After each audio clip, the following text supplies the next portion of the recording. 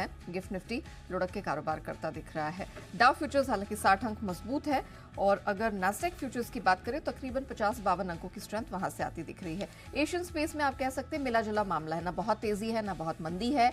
निके Japanese market 22 अंक ऊपर ट्रेड कर रहा है। आप बाकी मार्केट्स में यहां नजर डालें तो आधे से 1.5% की कहीं कहीं गिरावट है और कहीं कहीं आप कह सकते हैं बढ़त के साथ यहां पर शुरुआत हुई है।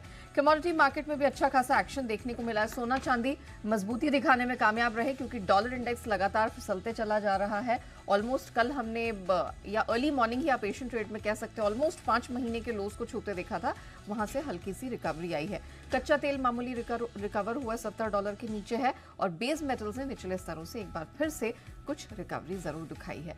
लेकिन अमेरिकी बाजारों में कल क्या कुछ हुआ है, कौन कौन से महत्वपूर्ण डेटा निकल कर आ रहे हैं, ऑफ कोर्स वाद विवाद टैरिफ वॉर के फ्रंट पर या टैरिफ ट्रेड के फ्रंट पर क्या कुछ निकल कर आ रहा है, आइए विस्तार से समझते हैं। कुशल जुड़ चुके हैं। कुशल, सुबह सुबह ही हमें एक के बाद एक बयानबाजी देखने को मिल रही है, तो वो तो जानेंगे, लेकिन पहले ये बताइए कल यूएस मार्केट्स में क्या हुआ है।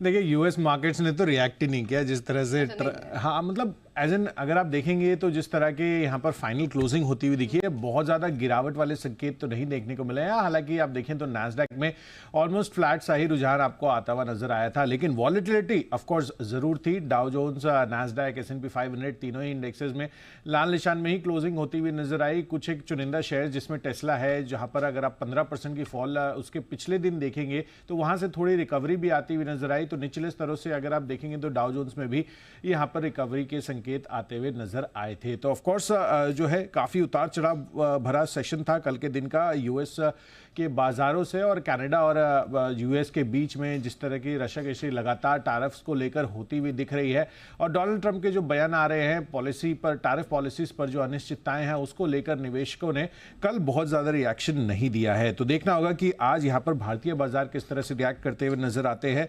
साथ ही यहाँ पर सेक्टर स्पेसिफिक देखेंगे तो टेलीकॉम, इंडस्ट्रियल और हेल्थ केयर सेक्टर में थोड़ा दबाव था। यूरोप के बाजारों में भी जो कमजोरी है वो जारी रही है। डॉलर इंडेक्स लेकिन ऑफ कोर्स गिरावट भरे संकेत दिखा रहा है, तो वो एक अच्छी इंडिकेशन है। 5 महीने के निचले स्तरों पर यहाँ पर डॉलर इंडेक्स अब पहुंच चुका है जैसे कि आप बता रहे थे, और कच्चा तेल 1% चढ़कर $70 के नीचे अभी भी सपाट बने हुए हैं। तो कमोडिटी वाइज बहुत ज्यादा उतार चढ़ाव के संकेत नहीं है, लेकिन अब ग्लोबली देखना होगा कि हमारे बाजारों पर लेकर किस तरह की रणनीति बनती है। काफी मिला जुला सेटअप अभी फिलहाल नजर आ रहा है। ऑलराइट, चलिए, तो ग्लोबल मार्केट के तो क्यूज हमने समझ लिए, लेकिन हमारे मार्केट्स पर